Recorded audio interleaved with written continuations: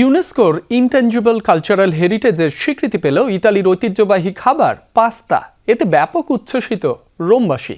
Pasta খেতে ইতালীয়রা ছাড়াও রেস্তোরাঁগুলোতে ভিড় জমাচ্ছেন বিশ্বের নানা প্রান্ত থেকে আসা পর্যটকরা। 2023 সালে ইউনেস্কোর কাছে এ স্বীকৃতির জন্য আবেদন করে অবশেষে সফল হলো ইতালি সরকার। যেসব রীতি, প্রথা ও সংস্কৃতি প্রজন্মের পর প্রজন্ম ধরে টিকে থাকে, সেগুলোকেই দেয়া হয়ে থাকে অমূর্ত সাংস্কৃতিক ঐতিহ্যের স্বীকৃতি। অরেঞ্জ সহ বিভিন্ন ফ্লেভারে প্রাণ ললিপপ, জুসি জুসি ওয়ার্ল্ড।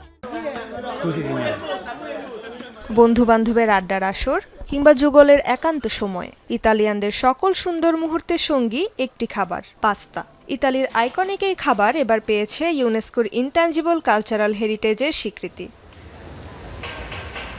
এই সুখবরে যেন উৎসবের আমেজ পুরো রোম জুড়ে। শহরের রেস্তোরাঁগুলোতে পাস্তা খেতে ভিড় জমাচ্ছেন ভোজন রসিকরা। ইতালীয় খাবারের গুণাগুণ বিবেচনায় এটি সত্যি আমাদের প্রাপ্য স্বীকৃতি, বিশেষ করে রোম এর দাবিদার। কেবল ইতালীয়রাই নয়, সুস্বাদু এ খাবারের স্বাদ নিচ্ছে বিশ্বের বিভিন্ন প্রান্ত থেকে আসা পর্যটকরা। খাঁটি ইতালিয়ান পাস্তার স্বাদ পেয়ে উচ্ছ্বসিত তারা। এটা অবশ্যই দুনিয়ার সেরা। এখানে খাওয়ার অভিজ্ঞতা, পরিবেশ, আবহ আর খাবার সবই নিখুঁত। ইতালীয় খাবার আমি ভীষণ ভালোবাসি, দুর্দান্ত।